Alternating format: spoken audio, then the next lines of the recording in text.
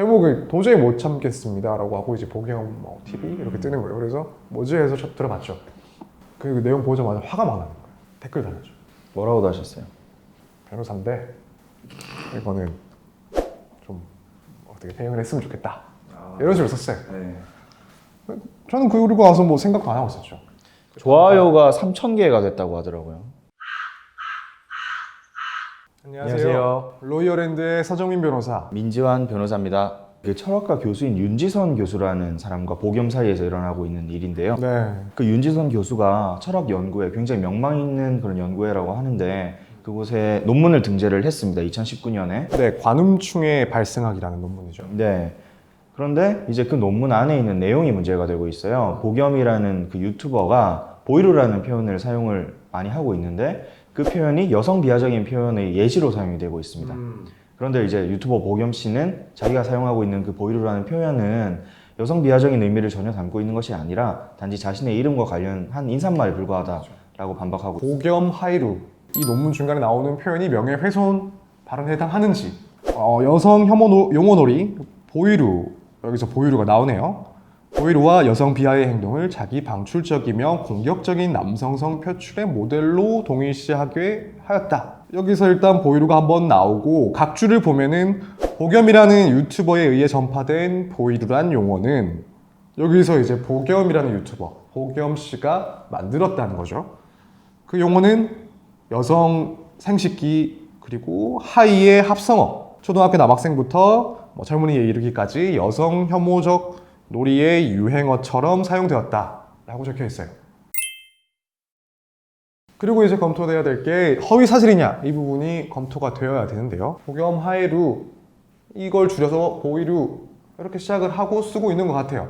자, 여기에 대해서 윤지선 교수 입장에서는 그게 아니다라고 반박을 해야 되는데, 이게 허위가 아니라 내가 주장하는 게 허위가 아니다, 사실이다라고 반박을 해야 될 텐데 딱히 그런 자료가 있을 것 같지도 않아요. 그리고 또 한편으로는 대법원에서는 진실과 다소 차이가 있다, 약간의 차이가 있고 조금 과장된 정도다라고 한다면 허위라고 보지는 않지만 지금 그렇게 판단할 문제도 아닌 것 같아요. 이거 너무 극과 극으로 대비되는 내용이잖아요. 그러면 보겸이 실제로 이렇게 사용을 시작했다라고 믿을 만한 그렇게 믿게 될 만한 근거가 있느냐, 이 부분도 한번 검토가 될 수 있긴 한데 본인이 자기 입으로 그런 얘기를 하지 않은 이상, 사실은 이건 이렇게 시작됐습니다라고 얘기하지 않은 이상 그렇게 믿을 만한 근거도 딱히 없는 것 같아요.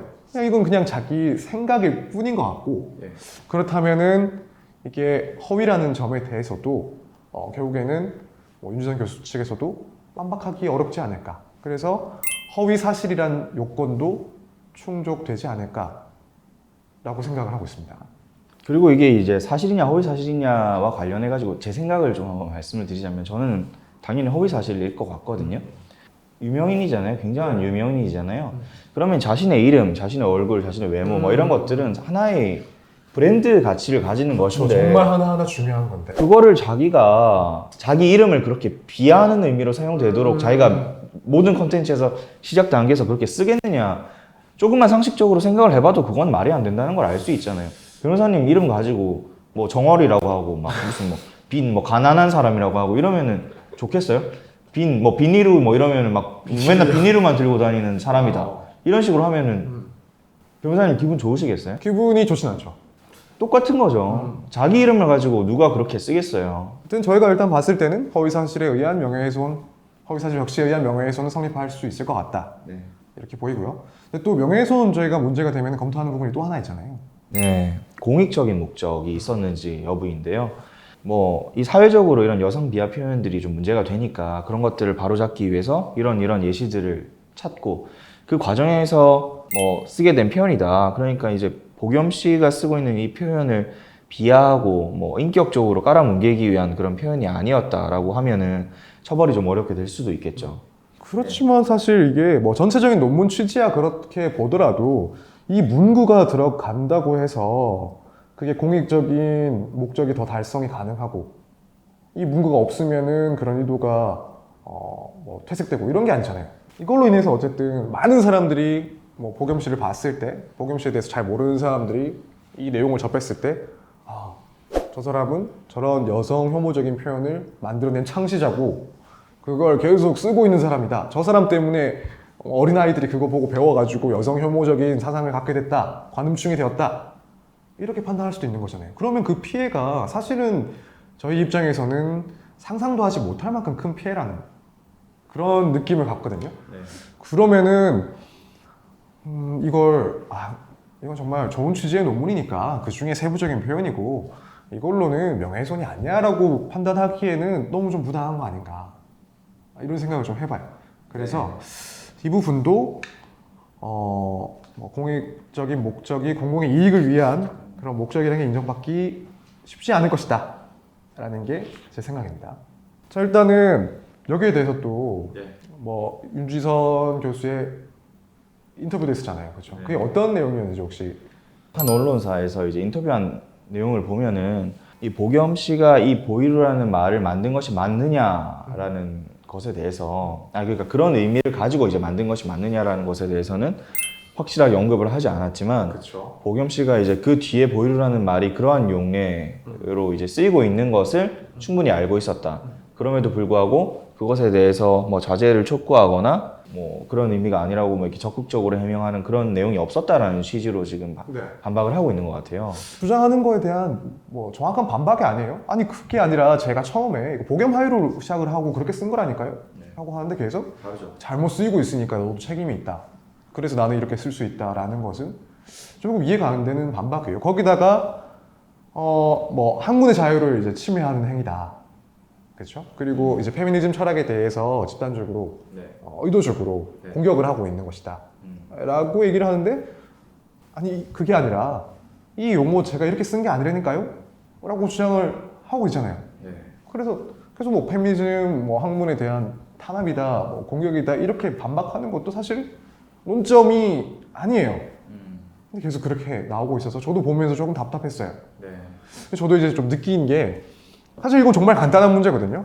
이건 사실이 아니고 제 명예를 침해했습니다. 이거예요. 제가 이렇게 만든 용어가 아닙니다. 라는 거면 정말 그게 아니고 뭐 윤지선 교수가 이거는 그냥 내 생각일 뿐이었고 이제 좀 논문을 작성하는 과정에 있어서 내가 조금 부실한 측면이 있었다. 죄송하다. 이렇게 사과하면 끝이 날 일인데 여기에 대해서 오히려 이건 자꾸 이제 판을 키우는 것 같아요. 이게 뭐 보겸 시대 윤지선 교수의 문제가 아니라 페미니즘과 그 페미니즘을 반대하는 사람들의 문제로 자꾸 방향을 좀 이상하게 바꾸고 있는 거예요. 그러니까 그런 문제가 아니거든요, 사실은. 그렇죠. 네. 정말 간단한 문제인데 계속 이게 학문의 자유에 대한 공격이다. 이렇게 나와버리니까 저도 이제 보면서 이상하다 이런 생각이 자꾸 들더라고요. 그러니까요. 학문의 자유라는 게 무한정으로 보호될 수 있는 그런 기본권이 아니고 사실은 뭐 그런 학문의 자유를 추구하는 과정에서는 뭐 개인의 인격권이나 명예를 무참히 짓밟아도 되는 건 아니잖아요. 그리고 이 유튜버 보겸 씨도 사실은 뭐 그 컨텐츠에서 조금 뭐 가볍고 뭐 까불거리는 그런 뭐 컨텐츠들을 많이 만들 수는 있겠죠. 근데 그렇다고 해서 그 사람의 그 명예나 인격권이 다른 기본권에 비해서 가벼워지는 건 아니잖아요. 그래서 사실은 이건 좀 실수하신 것 같아요, 제 생각에는. 네. 그래서 저도 정말 간단하게 생각을 했으면 좋겠어요. 사실은 이 문구로 인해서 발생한 이 당사자의 피해는 무척 크다고 보이고 원하는 게 그거잖아요. 사과를 해달라. 그렇게 실수를 인정을 하는 게 좋지 않을까. 그러면 정말 원만하게 해결이 될 것 같은데 계속 이상한 쪽으로 반박을 하다 보니까 문제가 너무 커지고 있지 않나. 지금 이제 사과를 하라고 충분히 시간을 드린 것 같은데 사실은 안 하고 있잖아요. 그러면 이제 뭐 특단의 조치를 취할 수밖에 없겠죠. 보겸 씨 입장은 저희도 알 수가 없으니까 이게 또 그렇게까지 형사처벌까지도 뭐 형사 절차까지 진행하는 걸 원치 않을 수도 있고 그런 분들은 많이 있을 수 있어요. 근데 만약에 저라면 이 정도 피해를 입었다면 형사 절차를 생각할 것 같아요. 고소를 생각할 것 같아요. 이게 뭐 또 고소를 하게 되면 과연 처벌을 가능성이 얼마나 될까?